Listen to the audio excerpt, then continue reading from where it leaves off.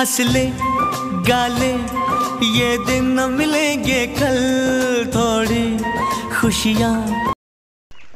Hi friend, तो আমরা কুচবিহারের উদ্দেশ্যে রওনা দিলাম এখন। তো এখন বাজে 12:30। তো যাব কুচবিহার রাসমেলায়, কারণ আমাদের এখান থেকে কুচবিহার অনেক দূর।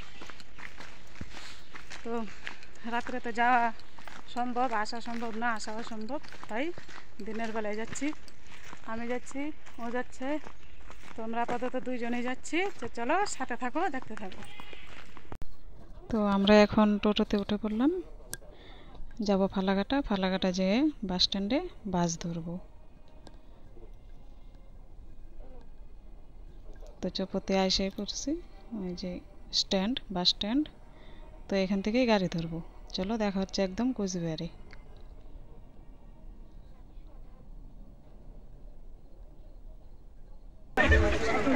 দেখতেই পাচ্ছ মেলার গেট, প্রথম গেট। তো এত ভিড়, এখন বাজে সকালকে দুপুর 1টার দিকে যাওয়া গেছে। রাত্রে কীরকম হতে পারে জিজ্ঞাসা করে তো যাচ্ছি। মেলায় অলরেডি ঢুকে পড়লাম। তো দেখলাম প্রথমে পেয়ারা মাখা, কদবেল মাখা, অনেক কিছু মাখা আছে। তো এখান থেকে একটু পেয়ারা মাখা আর কদবেল মাখা খাচ্ছি। খাওয়া দিয়ে তারপরে আমার এটা ফার্স্ট টাইম, আর কোনোদিন কুচবিহার রাজমেলায় যাওয়া হয় নাই।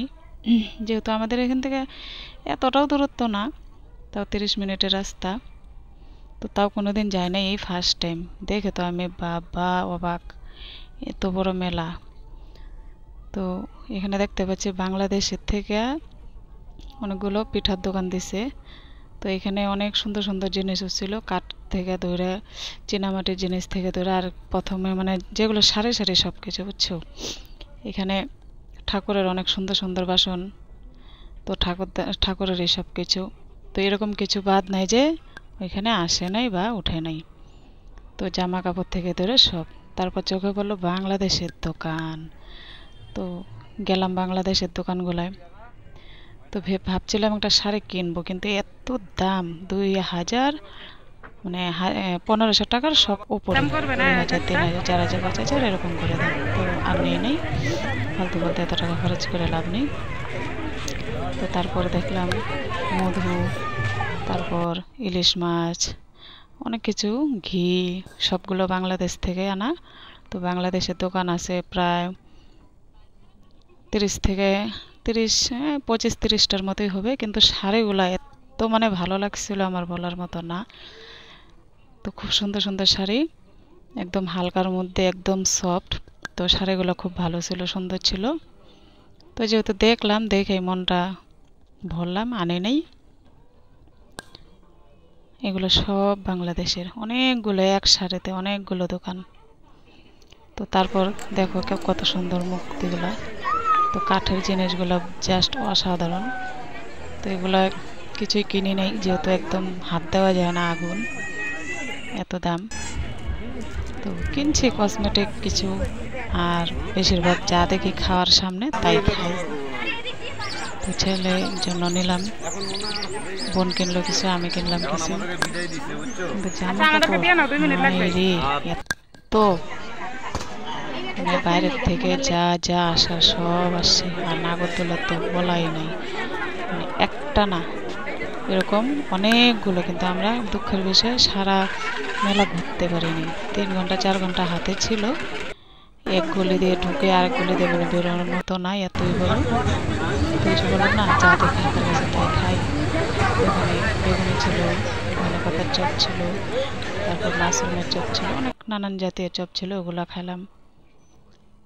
তো যা পাচ্ছি তাই খাই নিচ্ছি। আসার সময় আবার হোটেলেও ভাত খাইলাম। তো এখানে দেখো, এটা একটা রোডের মাঝখানেও দোকান, ভাবো তাহলে। এই পাশে ওপাশ তো আছেই। আমরা কিন্তু এখন মেলার থেকে বেরিয়ে গেছি, ঠিক আছে, ওটা কিন্তু রোড। তো দেখো একবার অবস্থা, রোডের মধ্যেও দোকান। তো হাসির কাণ্ড হয়েছিল একটা।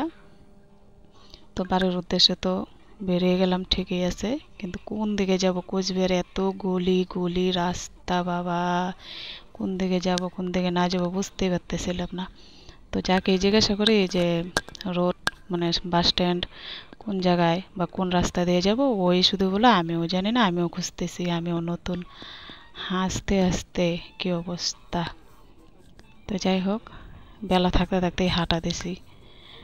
রোড পর্যন্ত যাইতে হবে, বাস স্ট্যান্ড পর্যন্ত যাইতে হবে। তো আসার সময় তো টোটো নামায় দিছিল, ঠিক আছে। এখন তো প্রচণ্ড ভিড় হয়ে যাচ্ছে বিকালবেলা, তো বিকাল হয়েই আসছে।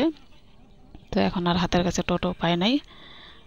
তো গলিয়ে গলিয়ে ঘুরতেছি আর সবাইকে জিজ্ঞাসা করতেছি কোন দিকে। তো বেশিরভাগ ওইখানে বাইরের থেকে লোক আসে, আর লোকালগুলো তো রাত্রেবেলা। এই যে লোকগুলো দেখতেছে সব বাইরের থেকে আসা, মানে এত দূর দূর থেকে লোক আসে।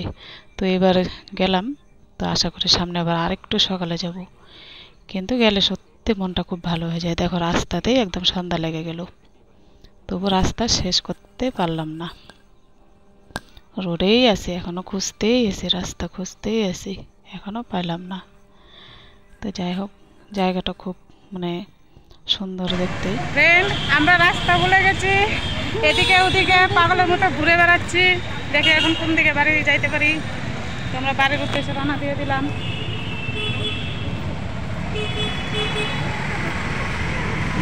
অনেক শপিং করলাম, এখানে পিছনে ব্যাগে আছে আরো, তো বোঝা যায় না। রাজবাড়ির সামনে দিয়ে আসলাম অলরেডি। তো এখন যাব বাস স্ট্যান্ডে, এখনও কোনো টোটো নেই। দেখো সন্ধ্যা প্রায় লাগিয়ে গেছে, তো লোক প্রচুর মেলায় যাচ্ছে। তো রাজবাড়ি দূর থেকেই দেখা যাচ্ছে হালকা একদম, মানে এখনো ভালো করে সন্ধ্যা হয়নি, আলো টালো জ্বালানো হয় নাই, তো দেখা যাচ্ছে। বন্ধুরা, আমরা এখন রাজবাড়ির সামনে দিয়ে বাড়ি চলে যাচ্ছি। গাড়ি ধরবো, কারণ ওদের টাইম আছে, 5:45 টাইম দিয়েছিল। তো আমরা আসার সময় ড্রাইভারকে জিজ্ঞাসা করেছিলাম কটা অব্দি গাড়ি ছাড়বে, তাই বললো। আর ওগুলো গাড়ি থেকে আসবে, কলকাতা থেকে আসবে, এমনি গাড়ি আসছে, কিন্তু ওগুলা আমাদের জন্য না, আমাদের জন্য